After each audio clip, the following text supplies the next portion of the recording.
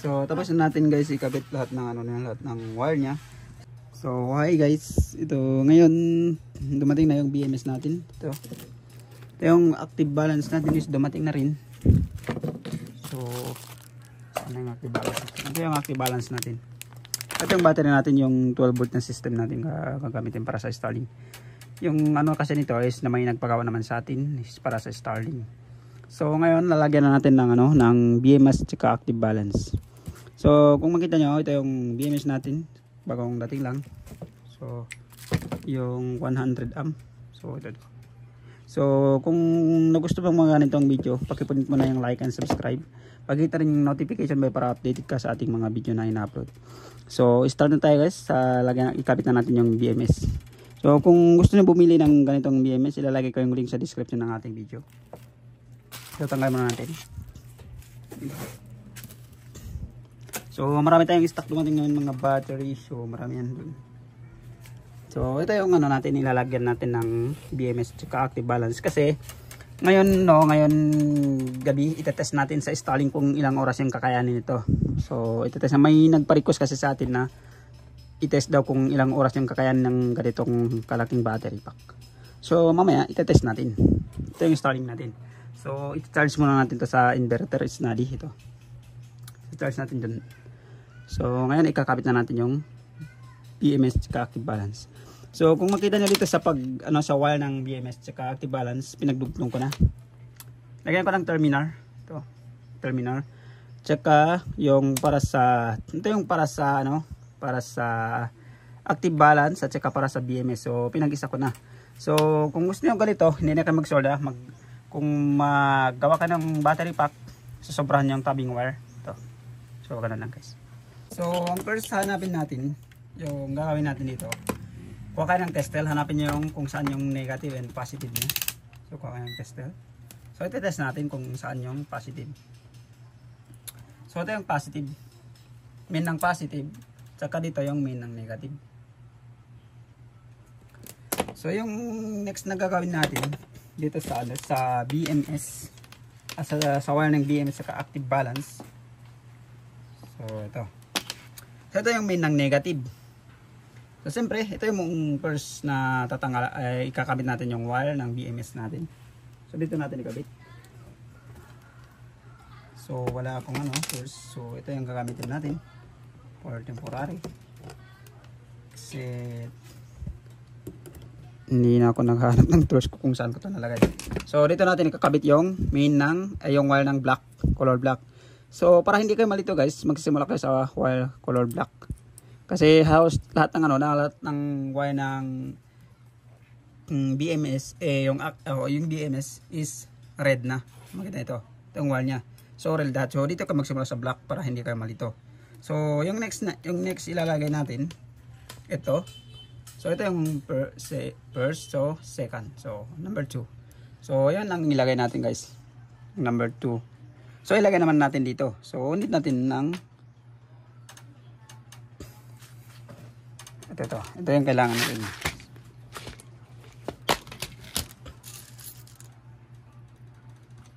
So ito yung kailangan natin guys. Ilagay natin ganun.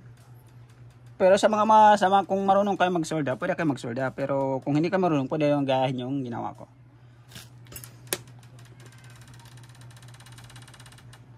So ilalagay natin, maglagay tayo ng nut.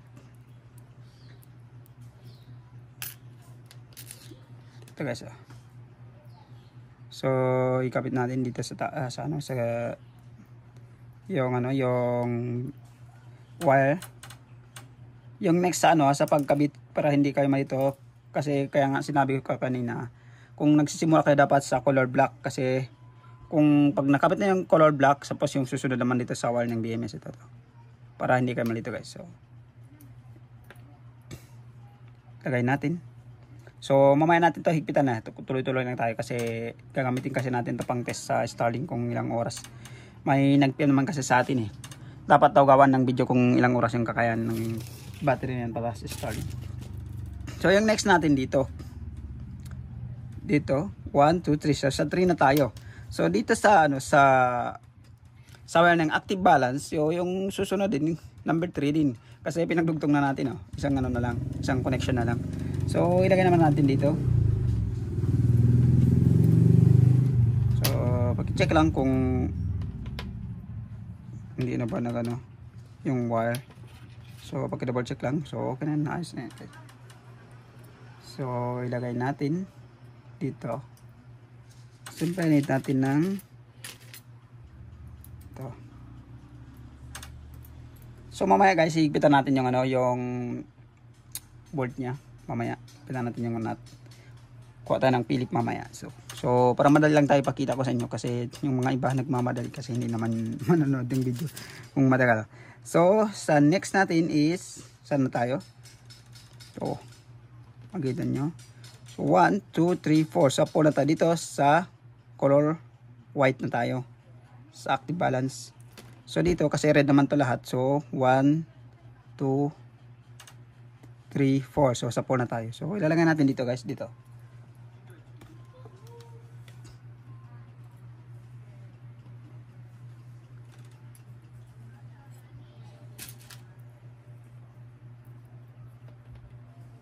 So ilagay natin.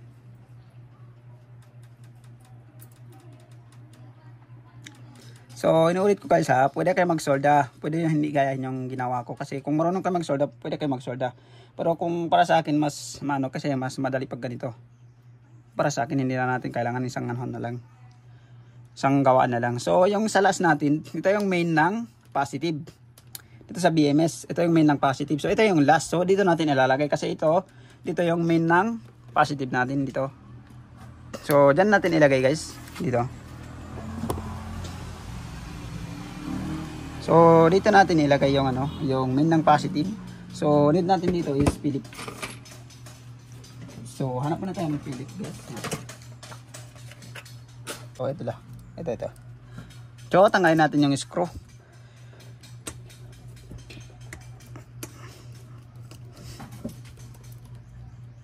Tapos ikabit natin to guys. Ito na yung pang last natin. So mamaya pagkatapos natin nila ikabit to, so ipakita ko sa inyo para maintindihan nyo.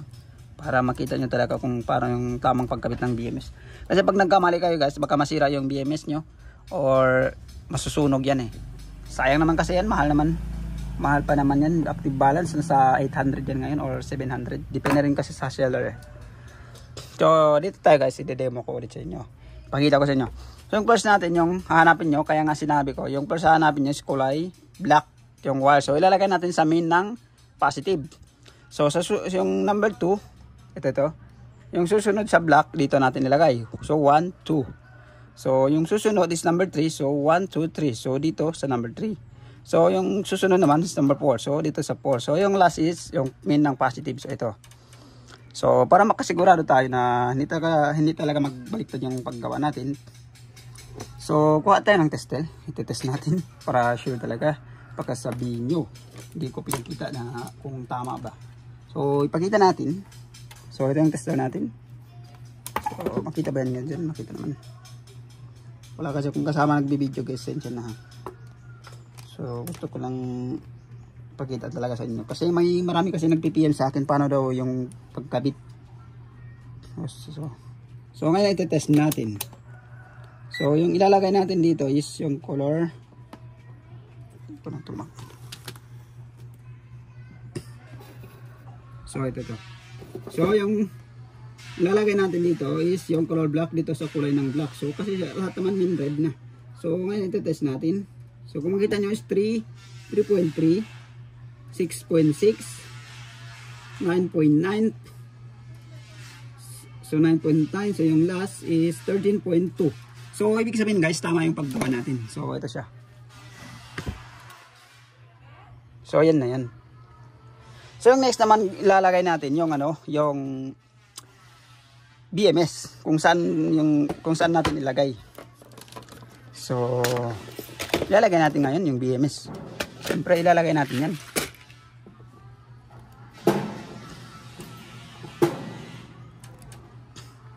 So yung main ito yung BMS natin guys. Ito. So kung makikita nyo is yung B negative and P negative. P negative and B negative. So ito yung ilalagay natin sa BMS. So dito tayo kukuha ng main ng negative papunta sa controller or sa inverter natin. So dito tayo kukuha. So ngayon ilalagay natin dito. So ganun lang yung paglagay guys. Ganun. So kayo lang bahala kung maglagay pa kayo dito na ng cover niya. So pwede naman kayo maglagay. Pero dito sa akin sa ano natin sa tutorial lang natin. Ilagay lang muna natin dito. For video purpose only. So hindi natin lalagyan muna ng ano para madalian tayo guys. So ilalagay natin dito. Dito pwede rin dito. So ilagay natin guys.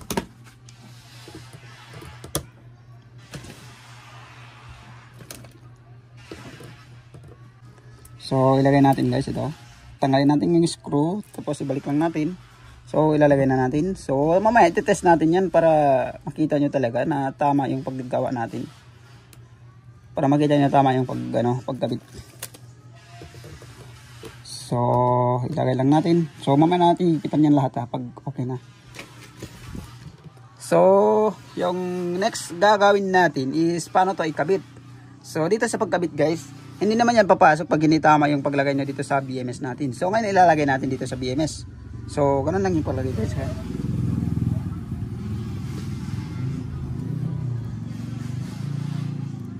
So ganun lang yung paglagay.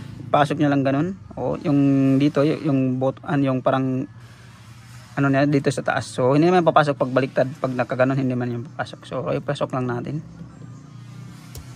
So tapos na tayo. So ngayon i-test natin kung tama ba yung paglagay natin ng ng BMS. So ito yung tester natin, ilalagay natin diyan sa taas.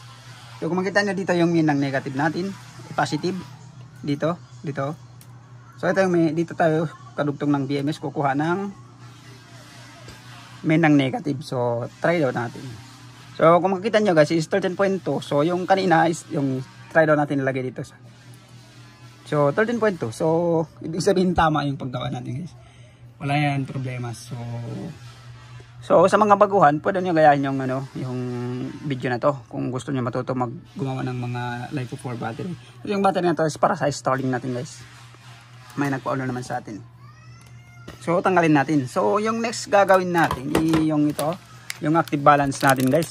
So ngayon, itatry natin kung gagana. Kasi pag nagkabaliktad yan, masusunog na yan So ngayon i-try natin. So ito siya guys. So pag gumagana yan, may nakasulat naman dyan na run. Saan ba yung ilaw nito? So ngayon i-try natin guys.